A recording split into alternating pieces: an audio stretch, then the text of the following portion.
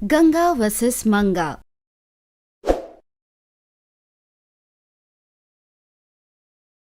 एक दिन गंगा रोज की तरह सब्जियां खरीदने मार्केट चली गई। जाते वक्त उसने देखा एक लड़की कमजोर सी सब्जियां उठाते दिखी जो गर्भवती थी। उस गर्भवती की अवस्था को देखकर उसे बहुत बुरा लगा। तुरंत वो उसके पास जाकर बोली, अरे अरे, ये क्या बेटी, पेट से हो और इतनी तपती धूप में तुम वजन उठा रही हो। तुम्हारी सेहत, तुम्हारे पेट में पल रहे उस बच्चे की सेहत का क्या होगा, बताओ। ये कहकर सब्जियां लेकर उसे वहीं पास के आंगन में बिठाती है। उसे थका देखकर कहती है, और ये तुम्हारे हाथ में क्या है, देखो तो जान ही नहीं है और तुम्हारी आंखें भी अंदर चली गई है। तुम टाइम पर खाना खाती भी हो या नहीं? जी खाती हूँ। पता नहीं क्या खाती हो, देखो जरा अपनी उंगलियों को, कितनी सफेद हो गई है, शरीर में खून भी नहीं है। वैसे तुम्हारा नाम क्या है? भूमि। ये क्या है बेटी, तुम्हारे हाथों में इतने सारे निशान, किसी ने मारा है तुम्हें? अब वो क्या हुआ बेटी, मैं तुम्हारी माँ जैसी हूँ, अपनी माँ से छुपाओगी क्या? यह सुनकर भूमि अपना दुख गंगा को रोते हुए बता देती है। क्या बताऊँ माँ जी, मेरी सास हर बात पर मुझे मारती रहती है। सब खा ले, उसके बाद बचा हुआ रात का खाना मुझे देती है, और कभी कभी तो वो भी नहीं। अरे अरे बेटी, रो मत, कितना कुछ सह रही है तू। ठीक है, मैं चलती हूँ, अगर देरी हो गई तो मेरी सास दोबारा मुझे मारेंगी। ये कहकर वो चली गई। थोड़ी देर बाद सब्जियां लेकर गंगा रास्ते से जाते रास्ते में भूमि के देर से पहुंचने पर उसकी सास उसे मारती है। यह देखकर उसे खूब गुस्सा आता है।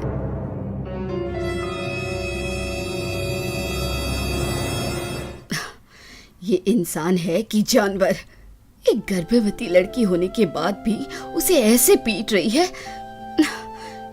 इसे तो सबक सिखाना ही होगा।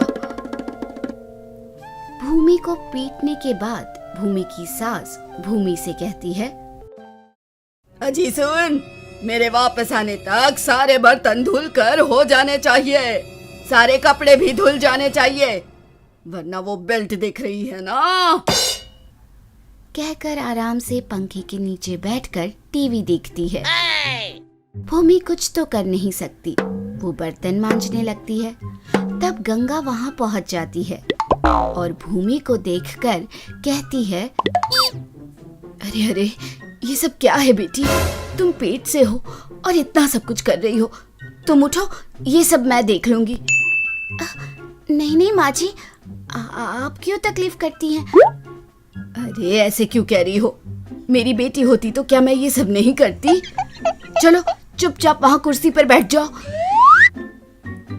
गंगा हाथ घुमाकर एक मैजिक करती है और तुरंत बर्तनों और घर के कपड़ों में जान आ जाती है। वो अपने आप धुलने लगते हैं। फ्रिज में रखे एप्पल, किचन में रखा चाकू भूमि के पास आकर एप्पल काट कर भूमि को खिलाने लगती है। झाड़ू अपने आप ही घर को साफ करने लगता है। इस तरह गंगा अपने मैजिक से पूरे घर को चकाचक कर देती है। तब भूमि की सास भूमि को कुर्सी में बैठकर एप्पल खाते हुए देखकर जल जाती है और भूमि से कहती है, आहा महारानी, घर साफ करने को कहा तो तू तो आराम से सेब खाए जा रही है। अब नहीं सासू माँ, मैंने पूरा घर साफ कर दिया है, आप खुद देख लीजिए। मुझे उल्टा जवाब देती है, ऐसे नहीं सुनेगी तू। बेल्ट कहाँ है? कहकर बेल्ट से मारने जाती है। no! पर उस बेल्ट में जान आ जाती है। वो उल्टा उसे ही पीटना शुरू कर देता है। पूरे घर में भगा भगा कर खूब मारता है। मार खाकर वह चिल्लाना शुरू करती है और पूरे घर में चिल्लाते हुए दौड़ती रहती है। हाय रे, हे भगवान, कोई बचा लो मुझे। आई, ओहो। चिल्लाते चिल्लाते पूरे घर में दौड़ने लगती है। उसे पीट पीट कर बेल्ट भी टूट जाता है। उससे सास की जान में जान आती है। बच गई रे, बच गई। भगवान, अच्छा हुआ जो ये बेल्ट टूट गया। हाय। तभी वहां पड़ी एक लकड़ी में जान आ जाती है। वो लकड़ी भी सास को मारने लगती है। वो फिर से डर के मारे भागना शुरू करती है। इससे तो अच्छा वो बेल्ट ही था, वो तो सिर्फ मार रहा था। आए, ओह, ये तो हड्डियां भी तोड़ रही है। ऐसे कहते हुए भागते भागते वो थक कर कुर्सी में बैठ जाती है। तब उस कुर्सी में भी जान आ जाती है। वो उसे हवा में उठाकर नीचे फेंक देती है। उसके बाद लकड़ी और कुर्सी दोनों मिलकर उसे पीटने लगते हैं। दौड़ दौड़ कर सास थक जाती है। प्यास लगने पर पानी पीने के लिए ग्लास उठाती है। ग्लास में भी जान आ जाती है और वो सास के मुंह पर पानी मारती है। तब वो रोने लगती है। अरे भगवान, ये क्या हो रहा है, ये क्या हो रहा है। इसे देखकर भूमि सास को पानी देती है। तब गंगा उससे कहती है, क्या हुआ रंगम्बा, थोड़ी देर की मारपीट से ही तुम इतनी सहम गई। तो सोचो, बेचारी वो लड़की दिन रात इस घर में मेहनत करती है, उस बच्ची को कैसा लगता होगा। अब मुझे समझ आ गया, मुझे माफ कर दो। अब से मैं अपनी बहू को प्यार से रखूंगी, उसकी देखभाल करूंगी। हाँ, तुम नहीं करोगी तो ये सब तुम्हारी देखभाल जरूर करेंगे। एक दिन सुबह सुबह मंगा के घर के बाहर एक बड़ी सी कार आकर रुकी। सास बहू उस गाड़ी की तरफ घूरने लगे। हाँ, हमारे घर कौन कार में आ गया? है, इतनी बड़ी कार, कहकर दोनों उस कार की ओर देखने लगे। उसमें से एक औरत महंगी साड़ी पहनकर, काले चश्मे पहनकर बड़ी स्टाइल से उतरी और उनके घर की ओर बढ़ी। मंगा ने उसे देखा, फिर आसमान की ओर देखा। बारिश के आसार नजर आए। बिना धूप के काला चश्मा लगाने वाली पागल जरूर मेरे घर के पागल लोगों के लिए ही आई होगी, उसने मन में सोचा। सुनो बहू, लगता है तुम्हारे गांव से कोई आया है। हाँ, इस बुढ़िया के तो खून में ही ताने भरे हुए हैं। कौन चाहिए? कमला, मैं तुम्हारी बचपन की सहेली कमला। इतनी जल्दी भूल गई तुम मुझे? चश्मा निकालकर उस औरत ने कहा। कमला, तू कितनी बदल गई है। पहले तो उलझे हुए बाल और चलती नाक होती थी, अब ये महंगी गाड़ी, ड्राइवर और ये महंगी साड़ी। लॉटरी लगी है क्या तेरी? कहकर उसने अपने दोस्त को अपने पास खींचा। सासू माँ, ये मेरी बचपन की सहेली है। बचपन में तो एकदम झल्ली थी, अब देखो क्या हो गया है इसे। अच्छा, वैसे आज कैसे आना हुआ बेटी? वो क्या है ना, मेरी शादी तय हो गई है तो कार्ड देने के लिए आई हूँ। और वैसे भी अब मैं वो झल्ली नहीं रही। मेरी कार देखी है, इम्पोर्टेड है, दुबई से मंगवाई है मेरे होने वाले पति ने। ड्राइवर भी रखा है। हमारे गांव में मैं और मेरे पति ही सबसे अमीर हैं। अच्छा सुन, तूने कार खरीदी कि नहीं? ओहो, मैं ही पागल हूँ। अगर कार ले लेती तो इस घर में क्यों रहती? एनीवे, हाँ, तू फिक्र मत कर, मैं अपनी कार भेजूंगी तो उसमें आराम से एसी में आना और पेट भरकर खाकर जाना, ठीक है? कहकर वह अपनी शादी का कार्ड देकर चल पड़ती है। ड्राइवर उसके लिए दरवाजा खोलता है और उसके बैठने के बाद दरवाजा बंद भी करता है। बचपन में तो एक फूटी कौड़ी नहीं होती थी इसके पास, और अब देखो कैसे उड़ रही है। कुछ भी करके इस बड़ी गाड़ी में उसकी शादी में जाना ही होगा, तभी उसकी अकल ठिकाने आएगी। ऐसा गंगा सोचती है। तभी बारिश शुरू होती है और मंगा का पति रवि घर आता है। ओ घरवाली, जरा मेरा छतरी तो लाना।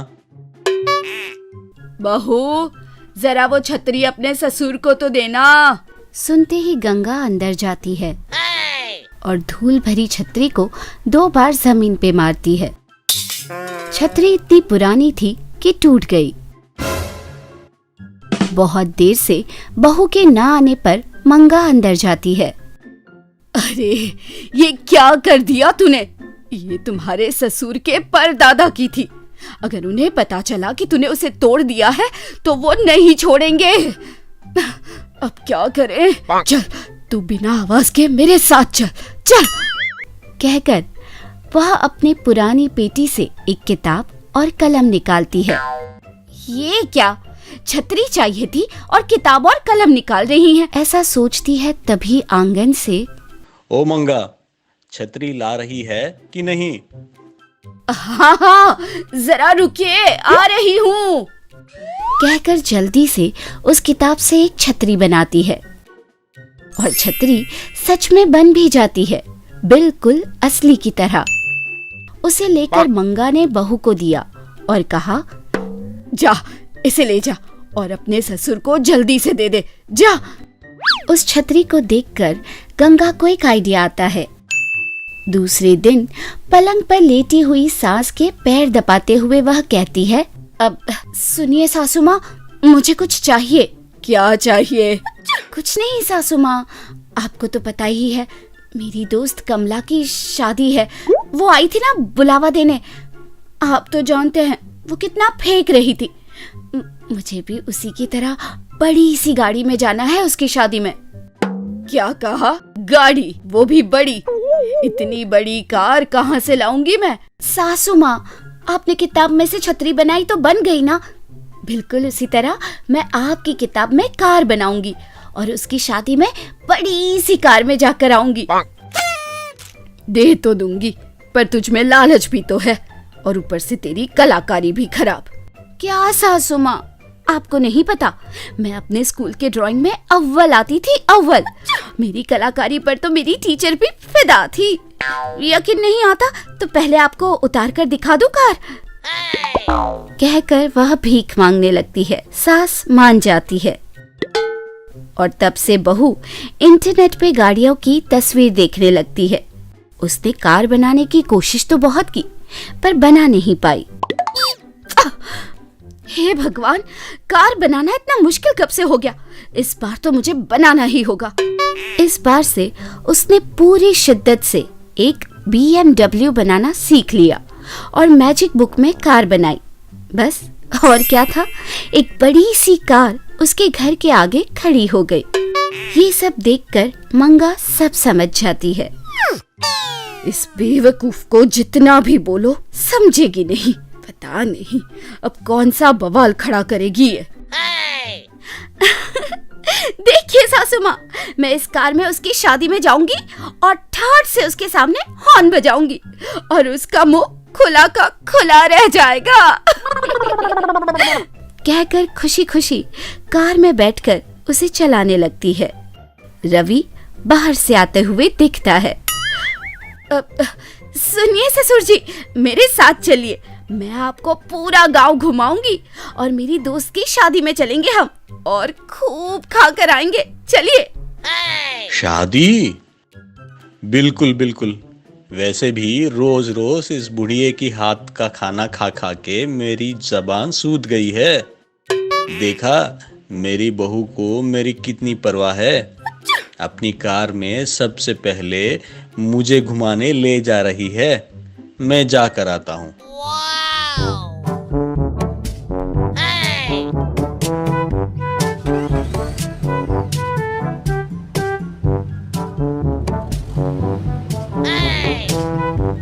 Hey!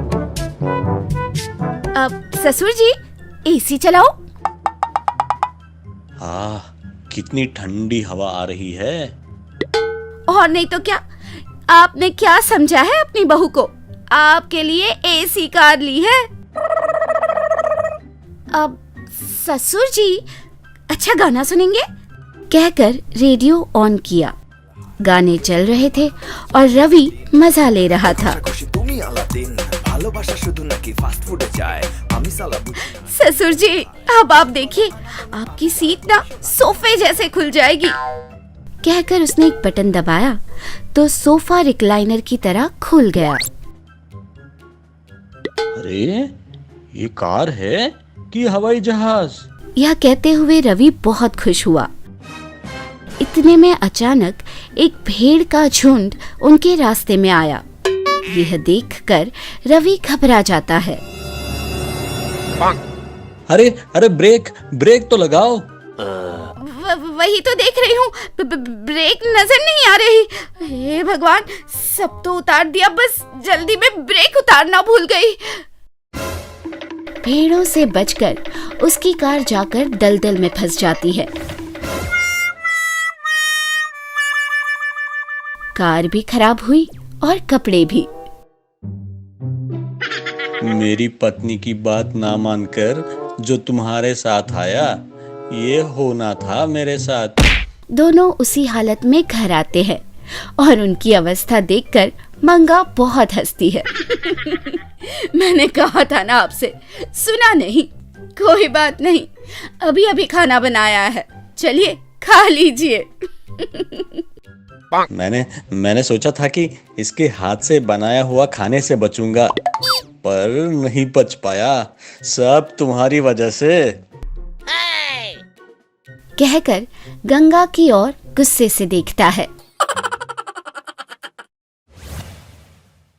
हमें यकीन है कि इस एपिसोड ने भी आपको खूब हंसाया होगा। तो देर किस बात की, बजाओ घंटी और करो सब्सक्राइब।